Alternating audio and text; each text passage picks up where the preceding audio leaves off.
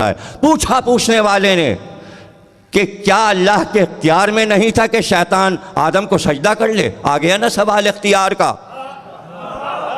یہ کیسے ہو گیا کہ اللہ کے آسمانوں پہ رہنے والا، فرشتوں کا استاد، اللہ کا بڑا لاڈلا بنا ہوا تھا، ایک سجدہ 7,000 برس میں ختم کیا تھا؟ یہ آپ کو سجدے کا راز معلوم ہے جو شیطان نے کیا تھا؟ اس لیے کہ وہ جا سکتا تھا، اسے اجازت تھی لوح تک جانے کی، تقدیریں لوح پہ لکھی ہوئی آ رہی ہوتی تھیں۔ اب آج کمپیوٹر کے دور میں یہ سمجھانا مشکل نہیں ہے کہ آپ کہیں بھی لندن میں اور کہیں چلے جائیے تو کمپیوٹر لکھ لکھ کے سب کچھ بتا رہا ہوتا ہے، اور کمپیوٹرائز خبریں آ رہی ہوتی ہیں، چراغ جل رہے ہوتے ہیں، یوں چلی جا رہی ہے نیوز، لوح پہ مسلسل بس قلم چل رہا ہے اور لکھا جا رہا ہے۔ اس کو اجازت تھی کہ لوح پہ چلا جائے۔ جب یہ لوح پہ ایک دن پہنچا، مطالعہ کرتا تھا لوح کا، تو ایک دن دیکھا کہ اس پہ لکھا تھا کہ اگر کوئی اللہ کی عبادت خوب محنت کے ساتھ کرے اور بڑا طویل سجدہ اور رکوع کرے تو اللہ اس کا بہت بڑا صلہ دے گا۔ اب یہ اس کی مرضی ہے، چاہے تو دنیا میں صلہ لے لے، چاہے تو آخرت میں لے لے، تو چوائس دونوں، دنیا میں بھی آخرت میں بھی۔ اس نے طے کیا کہ پھر میں ایسی عبادت کروں گا کہ کسی نے نہ کی ہوگی، کسی فرشتے نے نہیں کی ہوگی، اور پھر وہ سجدے میں چلا گیا، اور بارگاہ الہی میں اس کا سجدہ 7,000 برس کا ہو گیا۔ اس سے بڑا سجدہ کسی نے نہیں کیا تھا۔ کیوں؟ دل میں یہ تھا کہ وہ چیز مل جائے، تو نیت یہ تھی کہ وہ چیز مل جائے، اور سجدہ ہو گیا۔ اللہ کو پتہ تھا کہ اس کے دل میں کھوٹ ہے۔ تو یہ جو لوگ کہتے ہیں نا بڑے نمازی ہیں، بڑے سجدہ گزار ہیں، اللہ کہتا ہے نیتیں تو ہم جانتے ہیں۔ دیکھیں نیت کی گواہی ولایت علی ہے، اسی لیے ہے کہ وہ عبادت قبول نہیں ہے جہاں ولایت علی نہ مانی جائے، اس لیے کہ وہی گواہ ہے نماز کی اور سجدے کی۔ اب شیطان نے کیا پڑھا تھا لوح پہ، کیا سمجھا تھا، کس چیز کی ہوس کی تھی، اللہ کو دل کا راز معلوم تھا، اس لیے اس نے اعلان کیا ہم ایک بشر بنانے والے ہیں اور ہم اسے خلیفہ بنائیں گے، اور مٹی منگا کے پتلا بنا کر ڈال دیا اور کہا فرشتوں وہاں ڈال دو، جو راہ ہے فرشتوں کے آنے جانے کی چار طرف سے، جسے آپ کہتے چورنگی، چوراہا، چار طرف سے راستے آ رہے ہیں۔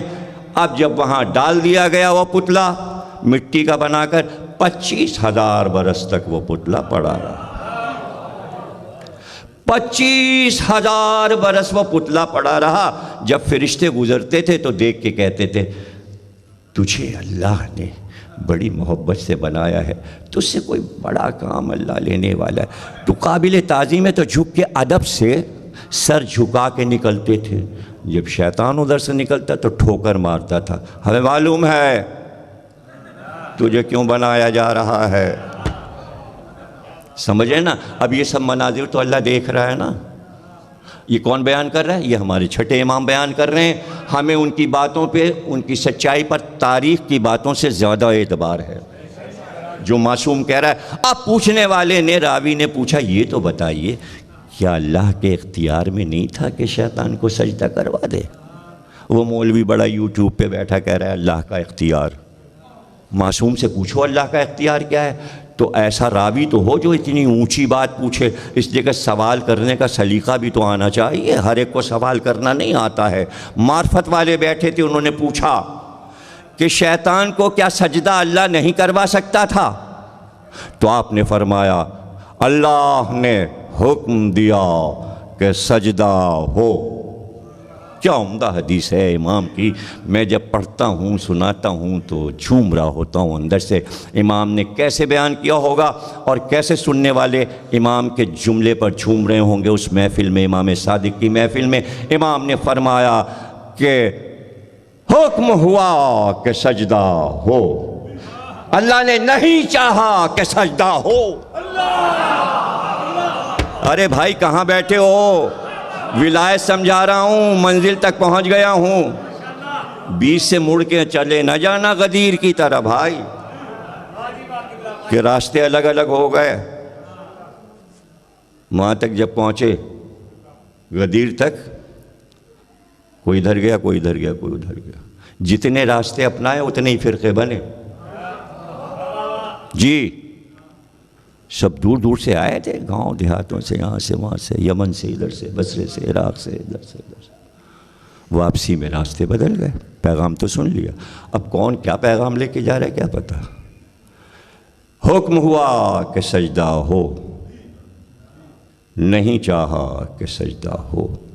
امام کے جملے کی تشریح معصوم ہی کر سکتا ہے، اگر تشریح نہ کرے امام تو ہمارے بس کی بات نہیں کہ ہم ان جملوں کی تشریح کر سکیں۔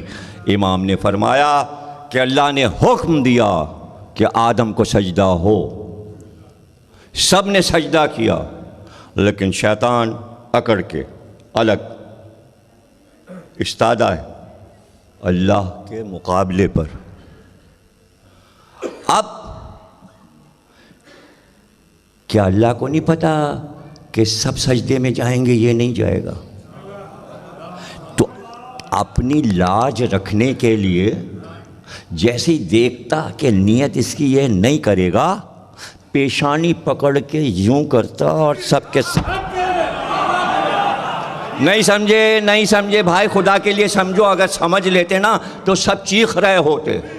یعنی اس کے اختیار میں تھا کہ فرشتوں کے ساتھ یوں پیشانی پکڑی اور یہ گیا سجدے میں۔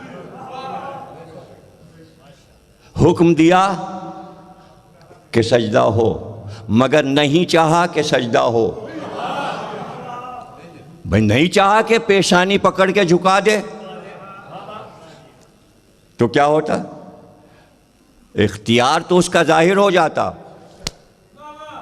فرشتے دیکھ لیتے کہ نہیں سب نے سجدہ کیا، بات ڈھکی چھپی رہ جاتی کہ اس کے دل میں نیت کیا تھی، اللہ نے جھکا دیا۔ اب کہوں آگے جملہ، وہ عقیدہ صرف آپ کے پاس ہے، کسی مسلمان کے پاس نہیں جو کہنے جا رہا ہو، اور اسی عقیدے پر ہم قائم ہیں اور اسی کو ولایت کہتے ہیں۔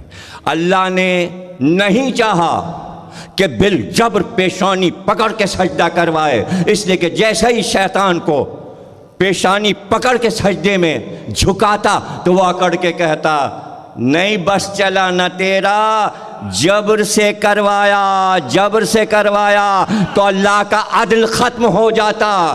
وہ ظالم نہیں ہے، اپنا عدل باقی رکھنے کے لیے اس نے چاہا کہ سجدہ نہیں کرے، نہیں کرتا تو جائے۔ تو اگر سقیفہ میں جانے والے چلے گئے تو پیغمبر اللہ سے یہ نہیں کہے گا بلا لے ان کو کہ یہ بھی علی کی خلافت مان لے۔